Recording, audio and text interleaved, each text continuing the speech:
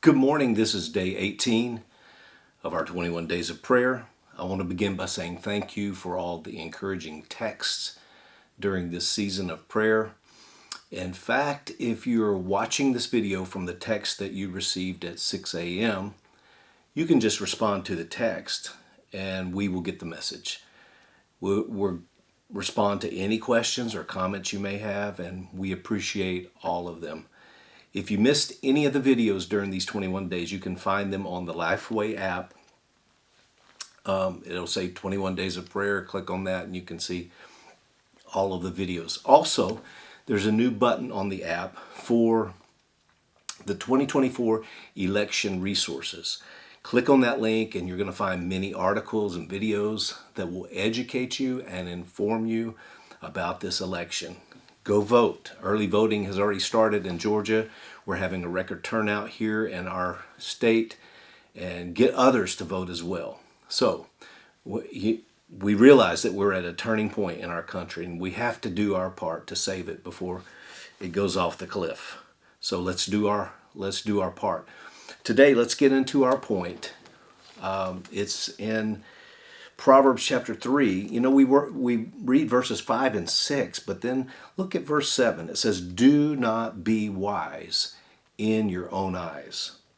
Fear the Lord and depart from evil." So, that phrase, "do not be wise in your own eyes." The more that we think we know, the less we are open to the Lord.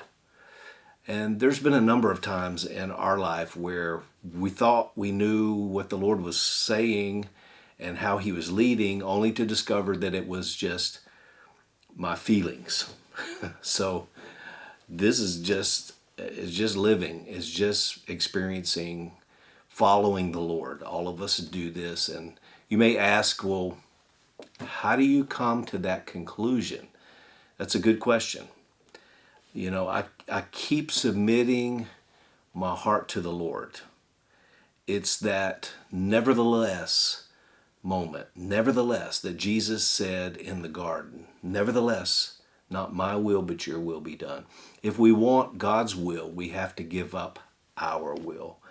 So we have to examine our heart to see if we are leaning on our own understanding, which means trusting in our own ability to reason. That's Proverbs 3, 5, and 6. Either we're trusting in the Lord or we're leaning on our own understanding. And this is more than just examining our thoughts. It's one step further. It's giving the Holy Spirit permission to search our heart, which means our intentions and our motives. So here's the Message Bible translation of Proverbs 3, 5 through 7. It says, "Trust God from the bottom of your heart. Don't try to figure out everything on your own. Listen for God's voice in everything that you do, everywhere you go. He's the one who will keep you on track. Don't assume that you know it all. Run to God and run from evil." So we've got to listen for God's voice, which means we need to tune our ears into Him. We also must purposely tune out the noise that can be too loud. That means voices from friends and family and things in the world. We have to tune that out. And a comment that I get a lot of the time is, "Pastor, God gave us common sense. Doesn't He expect us to use it?" Well, yes, He gave us common sense, but He expects us to use wisdom that comes from Him, which means that we have to seek Him for the answer. God doesn't expect us to do what we know to do. He expects us to seek Him and do what He wants us to do. And sometimes when we think we've got it figured out, we're heading down the road leaning on our own understanding. So we have to pray through this question. Here's the question: is it a good idea or is it a God idea? Because I want to do what He wants me to do.